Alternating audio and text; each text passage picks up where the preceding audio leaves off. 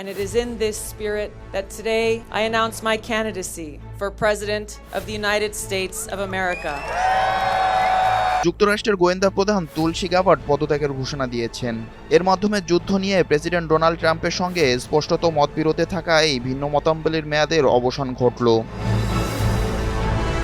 সামাজিক মাধ্যম এক্সে পোস্ট করা ট্রাম্পের কাছে লেখা এক চিঠিতে তুলসী গ্যাবার্ড জানান, তার স্বামীর একটি বিরল ধরনের ক্যান্সার ধরা পড়ায় তার যত্ন নেওয়ার জন্য তিনি জাতীয় গোয়েন্দা পরিচালকের পদ থেকে ইস্তফা দিচ্ছেন। ট্রাম্পের কাছে বৈশ্বিক নিরাপত্তা সংক্রান্ত তথ্য সমন্বয় করার দায়িত্বে থাকা গ্যাবার্ড চিঠিতে লেখেন, দুর্ভাগ্যবশত আগামী 30 জুন থেকে কার্যকর হতে যাওয়া আমার পদত্যাগপত্র আমাকে জমা দিতে হচ্ছে। 45 বছর বয়সী গ্যাবার্ড আরও যোগ করেন, আমার স্বামী আব্রাহামের সম্প্রতি অন্তত বিরল ধরনের একটি হাড়ের ক্যান্সার ধরা পড়েছে। আগামী সপ্তাহ এবং মাসগুলোতে তাকে বড় ধরনের চ্যালেঞ্জের মুখোমুখি হতে হবে। তিনি বলেন, এই সময় তার পাশে থাকার জন্য এবং এই লড়াইয়ে তাকে সম্পূর্ণ সমর্থন দিতে আমাকে জনসেবামূলক কাজ থেকে দূরে সরে যেতে হচ্ছে।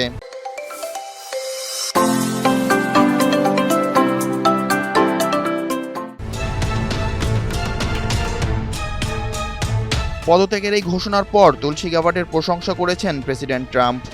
তার নিজস্ব সোশ্যাল নেটওয়ার্ক ট্রুথ সোশ্যালে বলেন, তুলসী অবিশ্বাস্য রকমের চমৎকার কাজ করেছেন এবং আমরা তাকে মিস করব। তিনি আরও যোগ করেন যে ক্যান্সারের বিরুদ্ধে লড়াইয়ে স্বামীকে সাহায্য করার যে সিদ্ধান্ত তুলসী নিয়েছে তা যৌক্তিক। প্রেসিডেন্ট জানান, তার ডেপুটি অ্যারন লুকাস ভারপ্রাপ্ত জাতীয় গোয়েন্দা পরিচালক হিসেবে দায়িত্ব পালন করবেন।